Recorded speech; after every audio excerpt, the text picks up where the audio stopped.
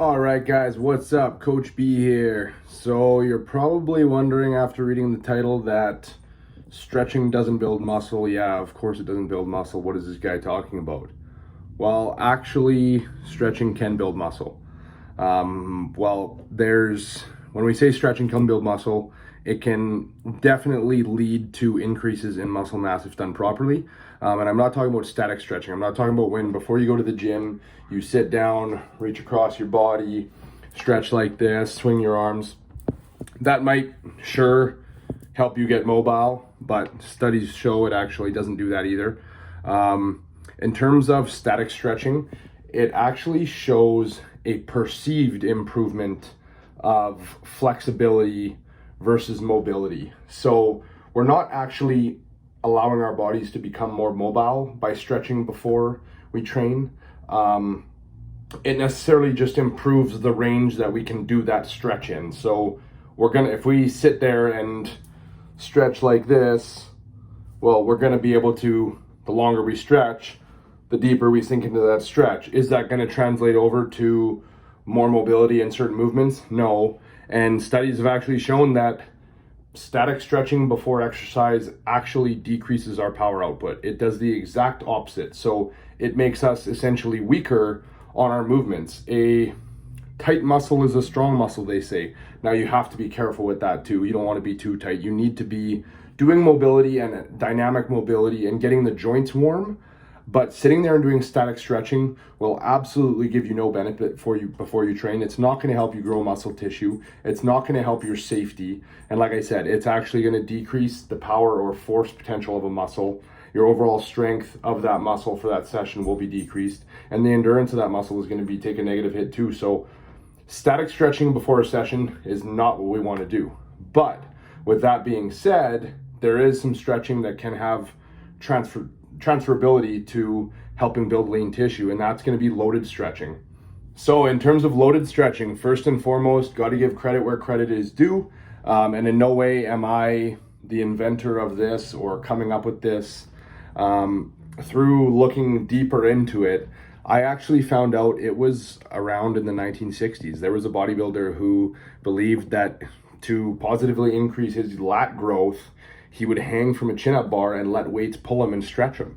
And that guy's name was Chuck Sipes. But obviously through the bodybuilding world, I'm sure a lot of you know who Scott Stevenson, Dante Trudell, John Meadows, even Jordan Peters. Lots of these guys are huge advocates of static stretching. And these are guys who brought that into my life and enlightened me to what loaded stretching was. So I give credit to them for opening my eyes to this.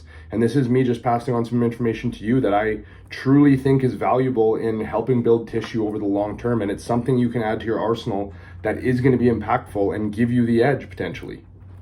So what is loaded stretching? Well, quite simply, it's as simple as it sounds. It is putting a muscle into a deep stretch while taking a heavy load and forcing it to take you there. So basically you're putting a muscle into a lengthened or stretched position and maintaining that stretch. And during the stretch, you're contracting hard against a heavy load. Now we need to note that it needs to be a heavy load. So if you just take some light dumbbells and lay on a bench and let it sink you down and you can hold them there for 2, 3, 4 minutes, that is not loaded stretching. Sure, you are stretching with load, but that's not going to have any turnover into generating new tissue. You have to be able, they say generally a rule of thumb, you need to use a load that's going to prevent you from holding that stretch for longer than a minute. If you can hold that stretch for a minute without completely failing out of it and being in excruciating pain, it's too light of a load. So loaded stretching, what are the benefits? Well, there's actually a ton, and I'm going to talk about a few of the main ones here. I'm not going to get too crazy in depth, but I'm going to give you the main ideas as to why this principle actually does work and how it works. So first, one of the biggest factors comes back to the idea of what we call hyperemia. By definition, hyperemia is an excess of blood in the vessels supplying a body part. So, for instance, when you look at blood flow restriction training, BFR training, and somebody ties off their bicep and does lightweight, tons of reps, pumps a bunch of blood into those biceps, and then releases it, well, what happens? Blood rushes into that muscle because that BFR, the restriction, is preventing blood flow from going to that muscle. When you now release that restriction, blood rushes into the muscle. So that's similar to the idea of loaded stretching. When you restrict blood flow to a muscle, a working muscle in the body is going to try to upregulate blood flow to that area. Basically because we have metabolites building up in that muscle, it needs nutrients, it needs to fire, and we're restricting that. We cannot do that. When you put your muscle into a fully lengthened position, that's exactly what happens. Think about trying to pump blood into a muscle when it's fully stretched. It doesn't actually work. So that's exactly what's going on. Your muscle is fully lengthened and your body is saying, okay, send blood there, send blood there, send blood there. But the blood cannot get to the muscle because it's in that stretched position, just like with BFR training when you've actually restricted the blood there. So the body continues to fire and say, send blood and nutrients there. And all of a sudden, when you do fatigue or you come out of that loaded stretch, there's what we call reactive hyperemia, or basically all of a sudden there's a huge influx of that blood because the body's continually saying, send more, send more, send more. Now, when we do come out of it, that reactive hyperemia is an absolute rush of blood to that working muscle. And it is nutrient-rich blood. It's carrying nutrients to that blood. So basically, we're just kickstarting that recovery process, and we are feeding nutrients to that muscle that we need to be basically grow.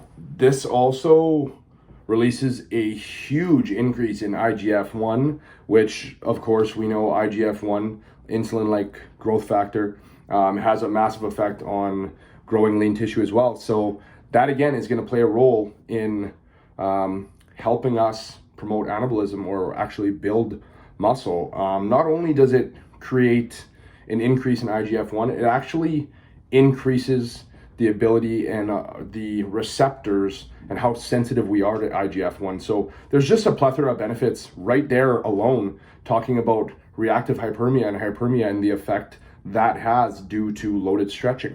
All right, so another huge benefit of loaded stretching is mTOR activation. Now, what is mTOR?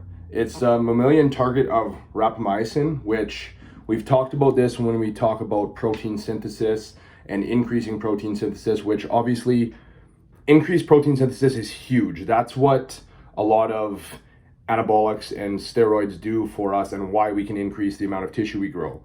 That's why we want, as people concerned with growing muscle and building muscle, we want to be frequently feeding with protein and having 4, 5, 6, 7 meals a day and larger amounts of protein to maximize that protein synthesis and get the largest basically response we can. And in a sense, I know I've talked about it before, is turning on that light switch. That's exactly what mTOR is. It's the light switch to building muscle. If you look at it as kind of a switch, a dimmer switch, we want to crank that dimmer all the way up. So frequently turning that switch all the way up is going to have a massive effect on the amount of tissue we can actually build. So mTOR is activated the most when we have a muscle under load in the stretch position and when we're performing accentuated eccentrics. So what is an accentuated eccentric? Essentially, it's when a muscle is basically exerting force while being put into a lengthened or stretched position. So basically, everything about what I just said is loaded stretching. If we're thinking about a lying dumbbell press and we take ourselves into a deep stretch with heavy dumbbells, and all of a sudden we're here in a fully stretched and lengthened pec, and we're contracting against a heavy dumbbell, but we're not actually pressing, we're just creating contraction within the pec. Well, we're doing exactly what we're talking about. We're stimulating that mTOR pathway maximally from the loaded stretching, and that's going to have a massive effect on building muscle. And that's why I do see a ton of value in using this to take your training to the next level and to really build muscle the way we want to.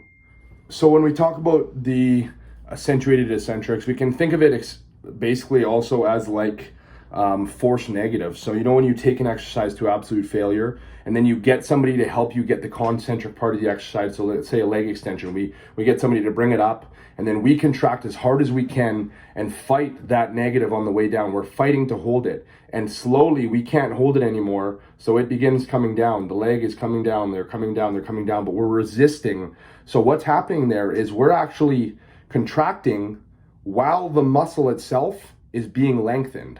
Lengthened meaning it's stretching to its fully lengthened position and not shortening, which is what happens when we're contracting the muscle.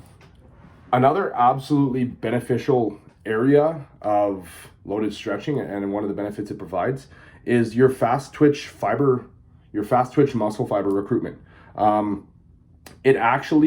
Loaded stretching actually increases your capacity to recruit fast twitch fibers, because when we have muscles and muscle fibers that are restricted from oxygen, so like we talked about before, when you are in a stretched position under load and a fully lengthened position, your muscle is lacking oxygen. We cannot get blood to the muscle to supply that muscle with oxygen.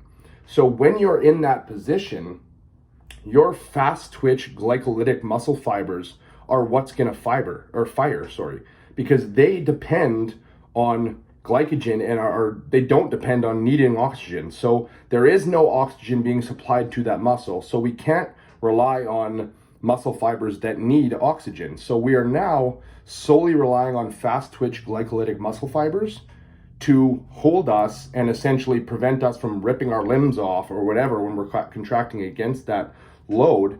And that's going to increase our capacity to recruit those fast twitch fiber muscles. Now, we eat a lot of carbs, that gets converted to glycogen, and that's what the energy output of performing these movements is. So if we can increase the capacity for us to actually recruit those muscle fibers under load, we're going to build more muscle. And that's the way it is. I mean, it's a really cool concept, and loaded stretching, as you can tell, I think it's a really awesome thing. So that's just another benefit that it provides. So one more is increased dynamic mobility. And I say dynamic because I mean mobility within movement, not just like we talked about at the beginning, static stretching. So we can increase dynamic mobility due to the extensibility of a muscle when it is being contracted. So when I say the extensibility, the lengthening of that muscle while it's contracted. So as your fibers fatigue, you're still fighting to hold the position. So basically, let's say we have a dumbbell fly and we're under load there.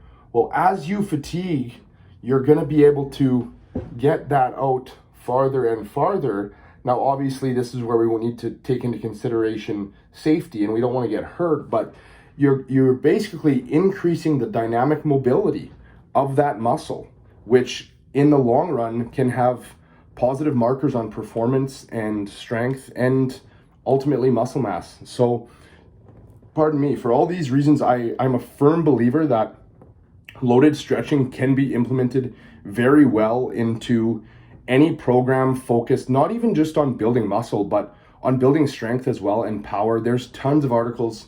I shouldn't say tons. There's actually not a crazy amount of research on this, but there is a good amount of research on the effects it can have on building muscle mass, but also on power output in athletes, in strength athletes, and speed and endurance. There's a plethora of crossover with this simple idea, but it's just something that I find so valuable. So if you're interested in trying it, I strongly recommend you give it a go, see what it's like.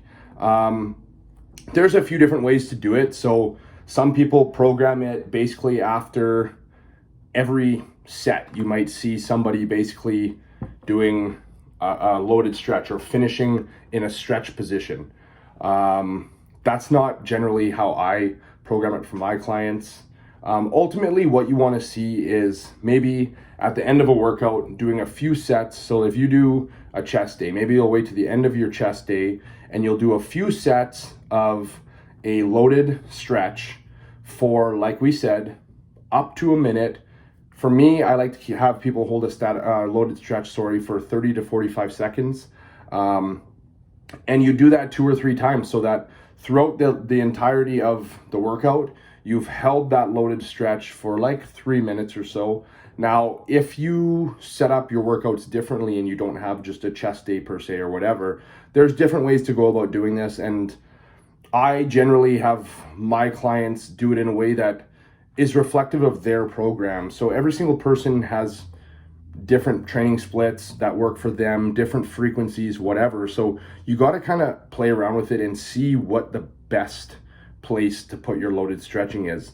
So for example, some people design a push-pull leg split looking like all chest focused exercises first, then maybe all shoulder focused exercises, then maybe all tricep focused exercises.